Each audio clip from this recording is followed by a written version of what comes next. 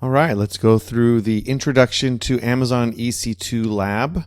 First, you're going to need to download and customize our HTML template. Put that somewhere that you can publicly grab that with the wget command when you set up your machine, or alternately, we can SSH in later and upload that file. So we'll go ahead and open up the lab. It's called Lab 3 Introduction to EC2. Even though it's Lab 4 in Mount SAC, once we go over to the Module 6 Compute, it's called Lab 3. Lots of numbers, easy to mix them up.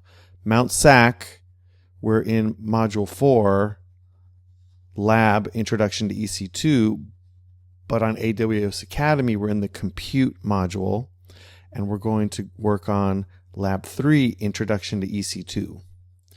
I took a few minutes before the video to start the lab. It takes 4 or 5 minutes to get going. Then I clicked on the AWS button and I was able to get the console opened. So you'll see as you go through, make some notes about what Amazon EC2 is, what it allows you to do, and here's what we're going to work on for this lab. We'll launch a web server with termination protection enabled. What does that mean? It means you can't accidentally turn it off. We're going to monitor the instance, see how it's performing. We'll modify the security group to allow web access, HTTP access. We'll resize the instance. We'll explore some of the limits. We'll test the stop protection, and then we'll actually stop it, and the lab will be done. And alternately, I will show you how to SSH into the box so that you can make changes to your files. All right, so looks like we're going to need about 35 minutes or so. Let's get started. Launching our instance. So let's go over to the console, choose Services, Compute, and then EC2. So we'll go over to the console, we'll choose Services, we'll find Compute, and then EC2. We'll change this, we'll get rid of that, it's fine. So we got to verify our console, North Virginia. Make sure it's using North Virginia, US East 1. So let's go take a look. United States, North Virginia, US East 1. Somehow we find that we're using other instances at times. So we'll just go with North Virginia, US East 1, and we'll click on Launch Instance. Choose the Launch Instance menu. That is over here. All right, so step 1, name and tags. Name and tags, and we're going to name this Web Server. Web Server. Now, it's easy to mix up naming from the instructions to here. If you make a mistake, just keep track of what you called your web server. All right, this is going to give... will be stored as a tag, tags. Make sure you read and make notes of all these. Let's choose our application and OS image. Lots of options for making our servers on EC2. In this case, we're going to choose Amazon Linux. That's this one here. And we'll keep the 2023. It's eligible for our kernel. So Amazon Linux 2023. That's great. And let's go step 3, instance type. Scroll down to instance type. Now this says T2 micro selected, but that's no longer the default. Now the default is a T3 micro. So we might just want to choose the T2 micro because that's what's specified over here. Even though the default's different, I'm just going to change it to match. So Amazon EC2 updates regularly. They update the console all the time. Even if we updated the lab this week, next week something could be different or a new service could be out. Amazon is constantly making our the value better for what we get. So the T3 micro is a better virtual machine. The T3 micro is a better virtual machine than the T2 micro, but we'll use the T2 micro for this lab. Whew, mouthful. Now let's get our key pair. We're going to need this to be able to log in. So let's scroll down and check. We'll choose the Voc key. This is an important step, and if we miss this, we'll just have to kill the instance and start a new one. Now we'll go to network settings. So I'm just following the instructions step by step. We'll choose edit next to network settings. That's all the way over here. And what does it say? For VPC, select lab VPC. So we need to have a VPC, and in this case, unlike last week's lab, we have one already created for us. Typically, we'll have to create our own VPCs before we can launch machines into it. So in this case, we have a VPC created. You can see the address range 10.0.0.0/16. That's a big range there. Now we're going to need to keep the default subnet public subnet 1. So I see the default is public subnet 1. That's good. And then under firewall security groups, we're going to have to create a security group. So if we keep scrolling down, we're looking for firewall security groups. So we're scrolling down, firewall security groups. There we go. And I will create a security group. So there's my create a security group. I'm going to give it the name Web Server Security Group.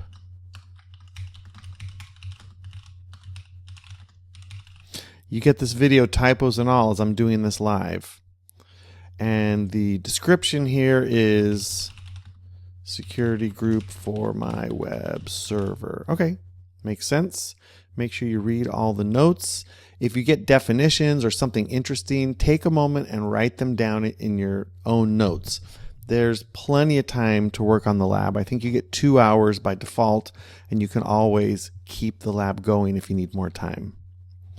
Let's make sure that we don't miss any steps though, or our server won't be accessible. So here it says under inbound security group rules, remove it. Okay, inbound security group rules. Oh wait, type SSH. I think I actually want that. I'm gonna remove it for now. We'll follow the lab, and then we might have to come back and mess with that later. So let's check step 6, configure storage. Configure storage. It says in the configure storage section, keep the default settings. So we're going to get an 8 gigabyte GP3 root volume. Okay, it's fine. Advanced details. Looks like I'm going to have to expand the advanced details here. So let's expand those. See what it says. Termination protection enable. So it's not that one, it's not that one, it's not that one. We'll just keep going down until we find, here we go, termination protection enabled. We can click on this info to see what it is also. Scroll down to the bottom of the page and copy and paste the code shown. All right, we'll scroll down to the bottom of the page. And this is where we put in our optional user data. So this is the configuration that's going to run when the instance is launched. And if I click on the info, it gives me a little more data here. So I can copy these over here and paste it. And at this point, I might be good to go. This is a script. It says open the bash shell, install your web server daemon, enable the web server daemon, start the web server daemon. Now this part is just going to print out the most basic HTML page into a file called index.html. That's probably a good idea to put in your name here. Hello from, I'll change this to say hello from Sammy Student. And at least then we'll know. You could even put the date. But we want to do more than that. So we're going to just come down into this box. I'll make it a little bit bigger. Because that file that we customized and put on the web, we want to grab that. So we're going to download and unzip our lab file. So we'll go ahead and do that. I'll type wget. Let's I've already copied my file up to a publicly accessible file location. So wget. All right, that looks good. And then it's just going to be in whatever location I want. I'm going to need to unzip that file, which is called lab3 underscore intro underscore ec2.html.zip. And then I named my file. Let me double check. What's the name of my file here? lab3-intro-ec2.html. So I'm going to have to move it into this same folder over here.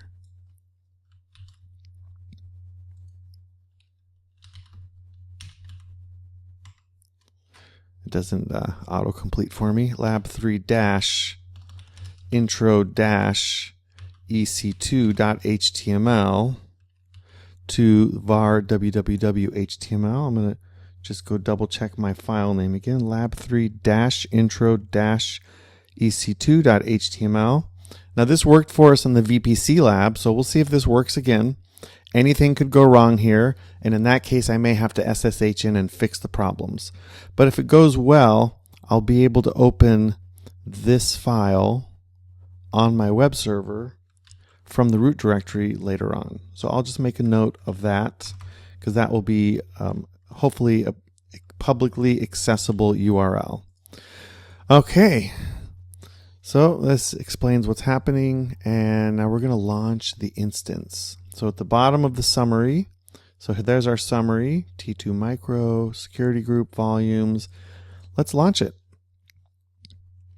So now we have to wait. We're going to wait for the instance to display the following: running and 2 of 2 status checks passed. So if we have a problem in our code, then it might not pass. We may have to go back and fix that. So now we're going to choose view all instances. So I'll go over here to instances, and where's my view? Choose view all instances. So there's instances. We're not view all instances. I guess this is it. It says 2 of 2 checks passed. Called Bastion host. I thought we called ours web server. Are we in the wrong place? No, we're in North Virginia.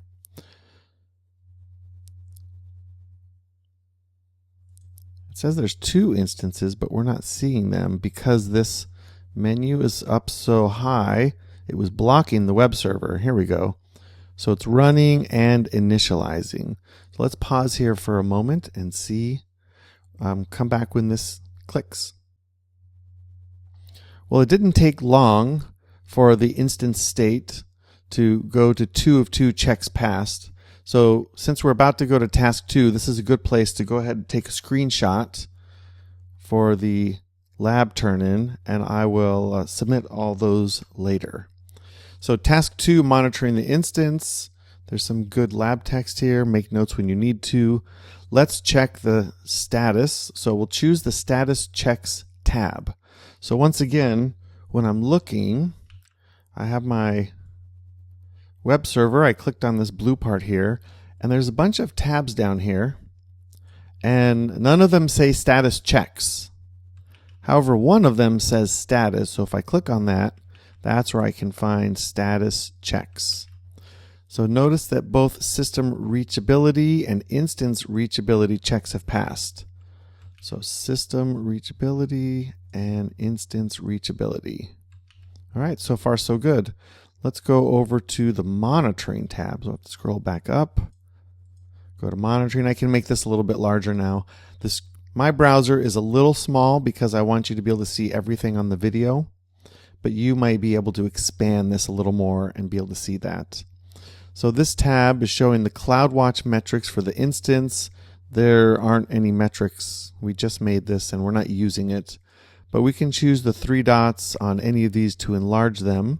So we might want to take a look at, let's say, CPU utilization. We can enlarge CPU utilization and go back and check this as we're using it. All right, well, I'm going to close that for now though, and let's just following along here, we'll say in the Actions menu, towards the top, select Monitor and Troubleshoot. So again, just becoming familiar with the console if you're clicking here, and we're going to choose Monitor and Troubleshoot, and then it says Get System Log. So here we go, Get System Log. And this opens up a nice terminal for us. Let's scroll through the output and note that the HTTP package was installed. So we'll have to scroll through the data here. HTTPD file system. So it's downloading the package, installing and preparing. Okay. Installed, completed. Okay. So far looks good. Fingerprint, host key prints. Well, that looks that looks correct. And it looks like if we have any problems, we might be able to just use the console right from the browser. So that'll be good. Good to keep in mind. So we don't need to do any more here. So I'll go ahead and cancel that. Now let's ensure the web server is still selected. So not the Bastion, but the web server. Good. And then in the Actions, we'll select Monitor and Troubleshoot, Get Screenshot. So Actions, Monitor and Troubleshoot, Get Instance Screenshot. So this is going to see if there was a monitor plugged in, what would you see? So in this case, my screenshot's looking pretty similar to their screenshot. We can see I'm running Amazon Linux 2023, and it's got an update of 9.15. I've got a local IP address 10.0.1.13. All right, looks good. So if you're unable to reach your instance via SSH or RDP, you can capture a screenshot of the instance. Okay, RDP you would use if you have a Windows host, and SSH is what you're going to use for everything else. All right, let's cancel that. Well, we're going to go on to task 3. I might as well just grab a screenshot here.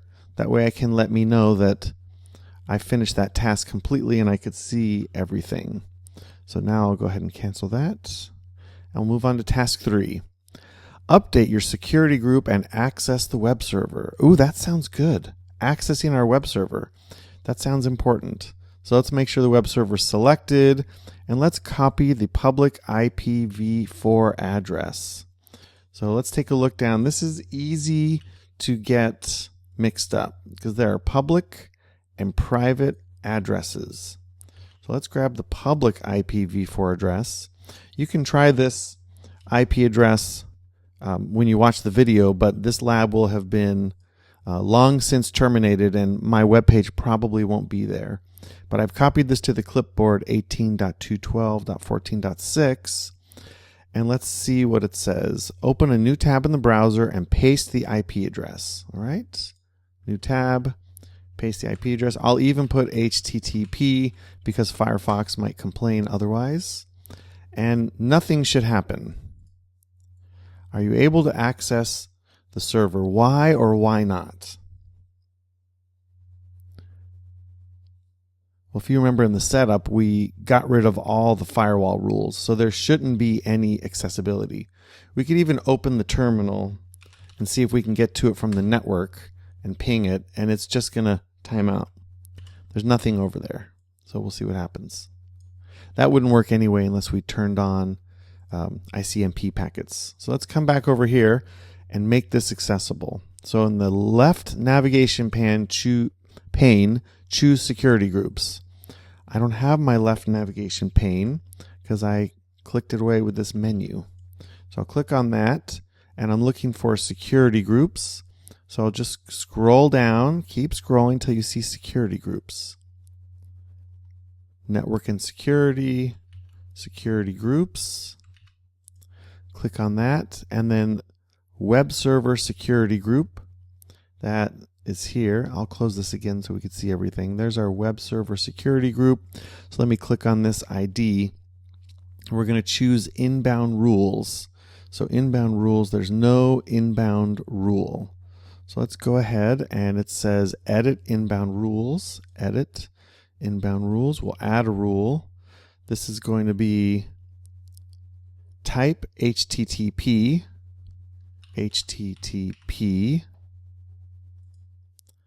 source anywhere IPv4.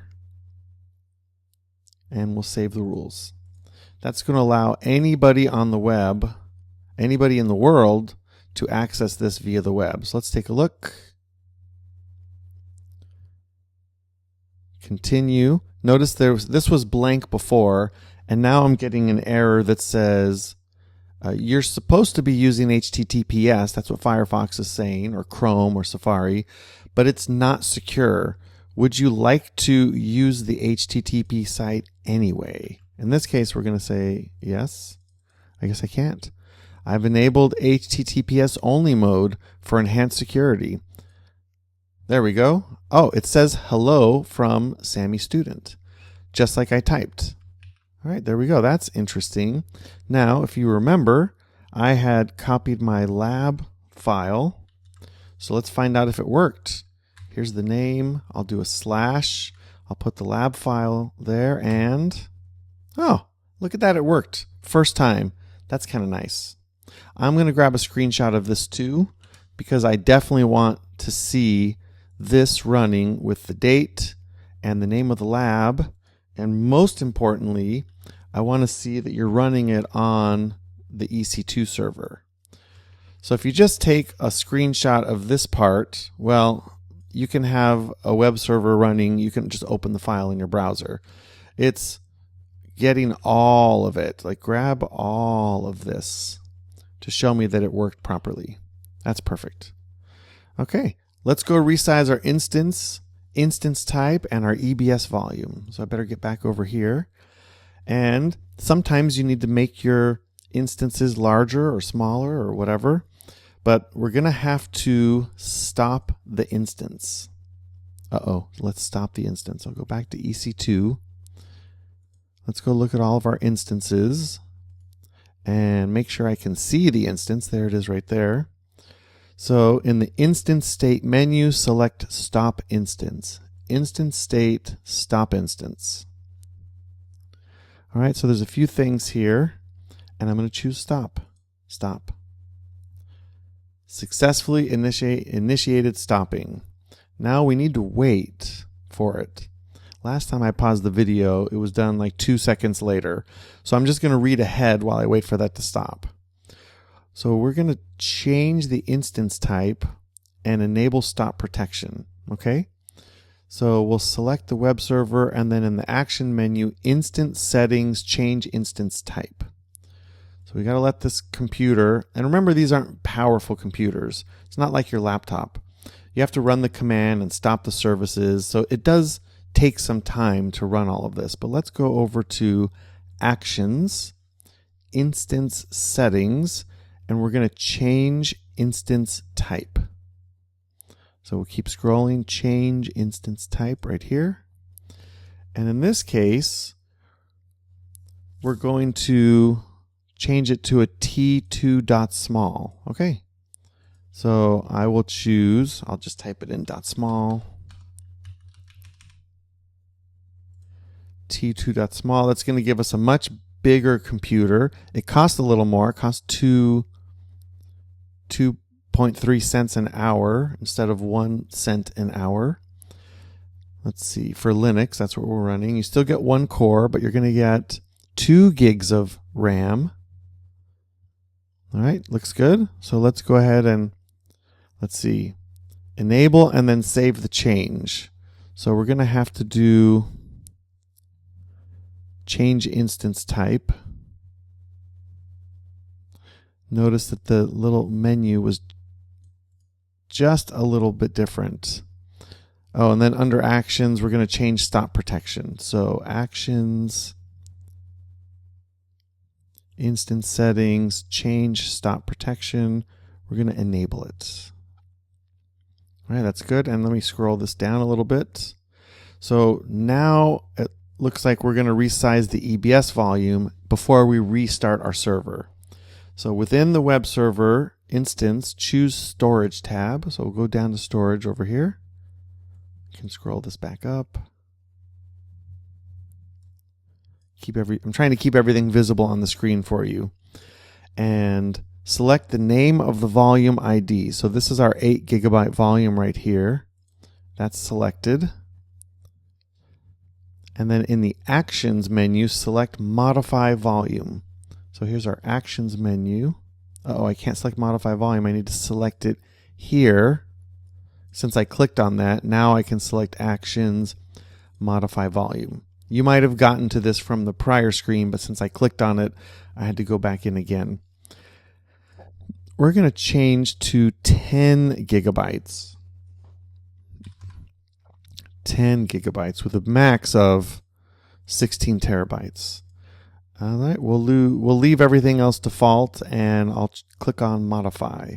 Do you want to modify? Modify. Okay, looks modified. So let's go and start our instance volume. I'm going to have to go back over here. Since I clicked away, I didn't follow the directions exactly. And I'll have to come over here, and I have my web server. So now I can go to instance state, start instance.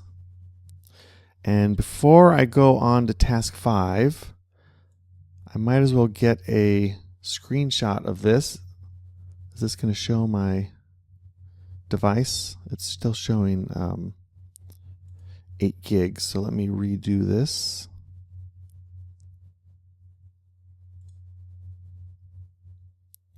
Storage. I think it's got it's running, but it's still not showing the updated. It's showing T2 small, so that's going to be good enough for the screenshot because I'll be able to see that you made it to that you made it a T2 small from micro, and that'll be fine. And since it's running, my lab should still be working, right? Let's go back and open up the default page. Where was that? There. Oh, it looks like it's not finished. It's running, but it's still initializing. So we'll give that a minute. And let's go explore EC2 limits on task 5. So EC2 provides different resources that you can use, blah, blah, blah. In the management console, I say blah, blah, blah, so I don't have to read it all to you. You should definitely take a moment and read all that. That's part of why it takes 35 minutes. So let's look for service quotas. So I'll go over here to services, and I'll choose wherever it is on here somewhere, service quotas.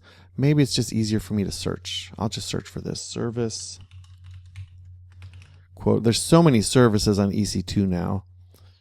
It's hard to find them all in the menu. So we got services, and then we're going to choose AWS services and find Elastic Compute Cloud, EC2, Amazon, scrolling, still scrolling. Wait, too far? Amazon, Elastic. You think it would be all alphabetical, right? Where is it? Let's search. Compute. Okay. Oh, because it was under Amazon and not AWS. It was alphabetical. I didn't go further. All right, so let's go to our quotas and see what it says. In the Find Quota search bar, search for running on demand. So this is the search by quota name, running on demand. All right, maybe I'll make this bigger. And this says, do not make a selection. Observe the filtered list. So running on demand DL, on demand F, on demand G, on demand. So these are the account level quotas, okay? If you're the AWS account owner, you can request an increase. Okay. But you can also set this so that your employees don't charge you hundreds of thousands of dollars if you're not expecting to pay hundreds of thousands of dollars. Let's go check and see if our pages have loaded real quick. Should be back in business, right? Unless we got a new IP address. I guess we could find that out. Let's pop back over. I'll have to go back here, back to EC2. I'll just search for it. EC2. Let's go back to instances. I'll choose this, and I have a different IP address. That's why it's not working, so I'll put the different IP address in here. And that makes sense because IPv4 addresses are very limited. And so if Amazon's going to give you one temporarily, they're going to give it to somebody else right away as soon as they can. So I'll continue to the HTTP site. The default page is working and my lab HTML is working. That's good. So we need to get over to stop protection. I should have stayed on that page for the screenshot. So let me go back to this list here, and we were searching for running on demand. I need this for the screenshot, running on demand. So before I get ahead of myself, I'll grab the screenshot here. Okay, good. And now let's test stop protection task 6. So let's go back to EC2. EC2. Okay. And we'll go to instances just like we were a moment ago. We'll choose our instance by checking the box. And this time we're going to go choose stop. Stop. Now last time we did this, it just stopped for us. But in this case, we can't stop it. You're like, but Amazon, I told you to stop. And they say, no, actually you told us not to stop. Remember when you said change stop instance? No, we can't stop it for you. Instance state, stop instance. We cannot stop this. So that works as expected. So we need to go and fix that. We're going to have to go and remove the checkbox. We'll go instance state, actions. Oh, we should follow the instructions. Instance settings. Whew. Choose actions, instance settings, actions, instance settings. Change. Now we just did this, right? It's easy to forget, and they always change where these places are. So now that we've changed stop protection, now I can go ahead and stop my instance. Instance state, stop instance, and go ahead and stop.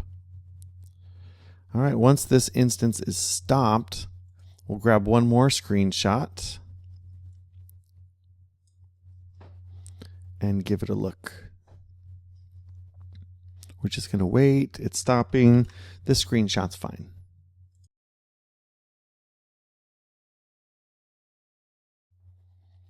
All right, here's a little bonus for you to get connected to your web server. So we're going to enable SSH from our own IP address.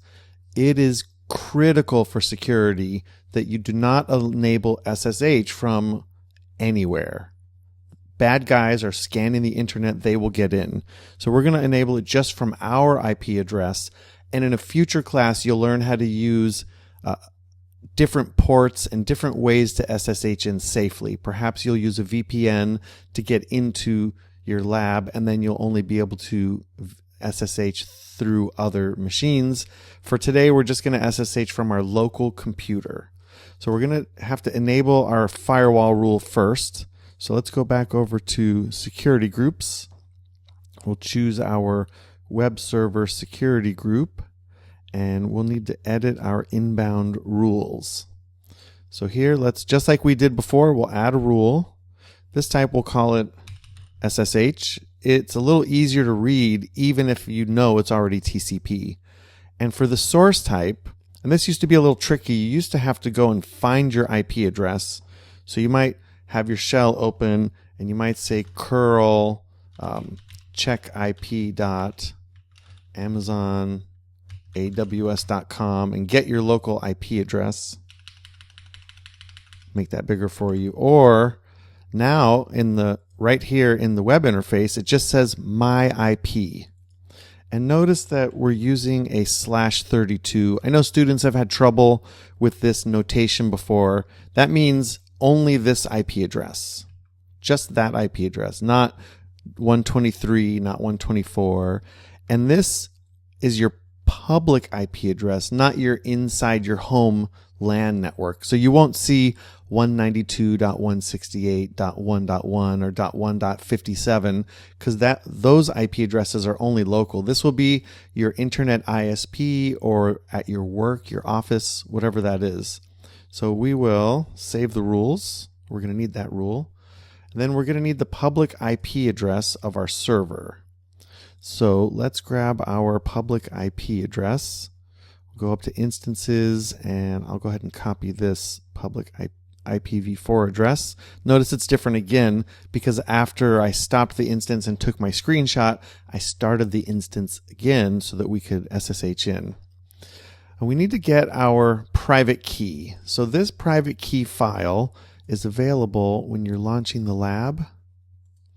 Is available where it says AWS details. My details are hidden over here. So you want to download that PEM key file. And I just did that. So you can see I've got the labs user.pem. Now there's something very important with SSH. You need to change the permissions. And this is going to be true on Linux and Mac OS. I didn't check this permission setup on Windows, but if you're using git bash, that's pretty easy. So you want to run the change mod command.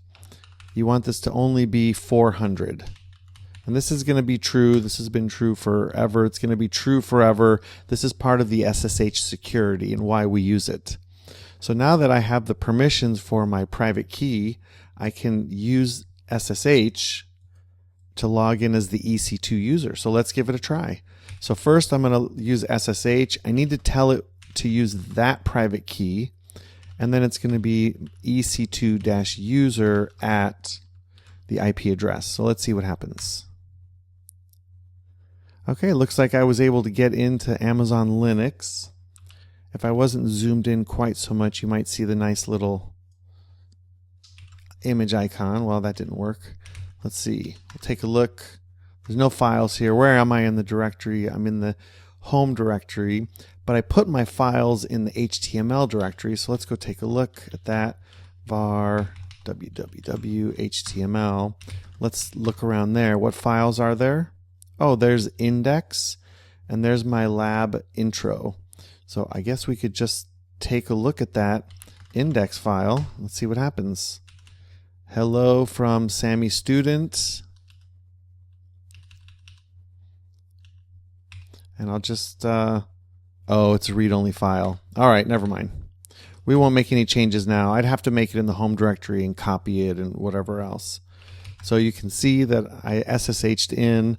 If I go back to my home directory, I could just make a new file here, and then I could copy it over and run that on the web server.